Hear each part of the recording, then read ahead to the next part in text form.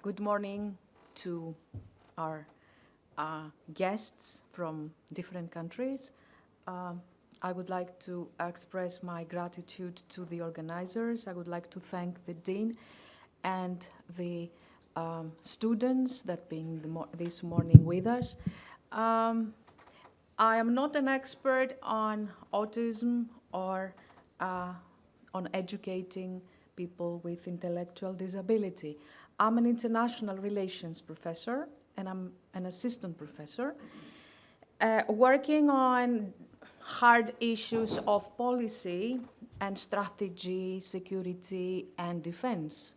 However, at the same time, I hold a UNESCO chair on women, peace, and security, which addresses another kind of discrimination that women mostly are facing in the context of conflict resolution processes. And that's why I'm here, because I would like to address that discrimination applies not only to people that are facing an intellectual disability or other disease that make them weak and vulnerable, but at the same time, women, which apparently comprise half of the planet as regards population, but at the same time, they are facing discrimination, they are excluded, they are facing violence, physical and psychological.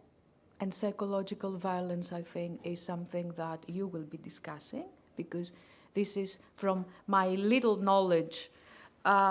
People with disability are facing psychological violence, and you know that better than me. And for this reason, I would like to congratulate the organizers and the speakers. And if I have 5 minutes, I would tell you what the Women, Peace and Security Policy agenda is all about, and perhaps we can take some lessons. First of all, and this is why I'm here, I will try to be informative as well as declaratory. Informative as regards the Women, Peace and Security Policy agenda, and declaratory to highlight that we all strive for making and constructing participating societies in the context of participatory governance, which means that the state should be responsible for assisting these kind of initiatives and policies in order to ameliorate discrimination. This is my declaration this morning, and I would like to spare 5 minutes with you in order to tell you what the Women's Peace and Security Policy agenda is all about. It comprises 4 pillars. The first pillar advocates for the policies that all governments on this planet. First of all, it is supported by a number of Security Council resolutions from the United Nations. And it strives and it calls all member states not to be discriminatory against women during war, but at the same time not be discriminatory against women in making peace. And therefore, the 4 pillars regard all the policies related to conflict prevention, and women have to be visible in these efforts, which is an international relations perspective. The second pillar regards participation, which means that women have to participate along with men in different kinds of policies of peacemaking, conflict resolution, negotiating processes, peace processes, and so on and so forth. And then we go to the third pillar, which regards protection. And you know what's happening as we speak in Ukraine and in other places when they are facing conflict. Women are not protected. women are the most vulnerable groups in the context of war. They become victims of mass rapes. They become weapon of war in order to humiliate the victim of the war.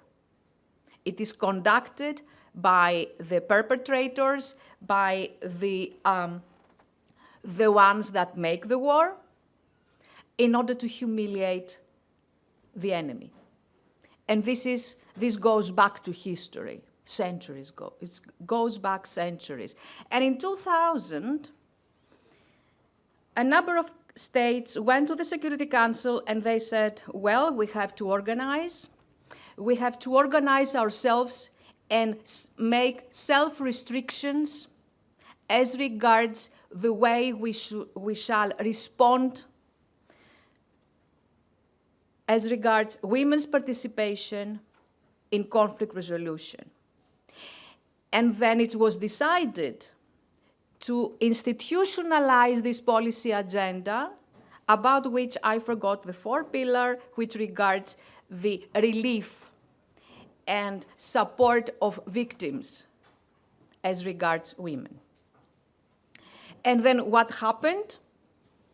10 years, the first 10 years, nothing really happened, because according to the reports from the Secretary General of the United Nations, no government, apart from the advanced democracies, the ones that experience good governance, which had been very, very sensitive in promoting participatory governance, like Canada, the UK, Australia, the Scandinavian countries. And then, through the conflicts of the big ones, and the big failures, really, of military intervention in Afghanistan and Iraq, in the Balkans, in Africa, then we started to realize that we have forgotten women from conflict resolution, from the peace processes, and we as international community, we had been very unsuccessful in protecting women and providing relief to all these women, victims of war. And then something else happened. Some governments started to realize that it was, from an operational point of view, conflict resolution could work more effectively if women were participating in the whole process. And then they started to support the agenda. And nowadays, there is no regional organization that has not a policy, a women peace and security advisor. The UN supports quite extensively this agenda.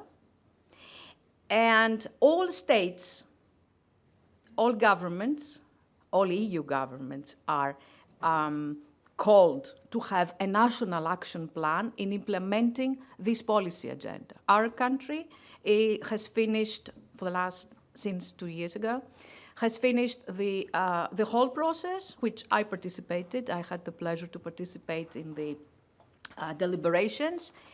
And it is just a step before announcing the National Action Plan.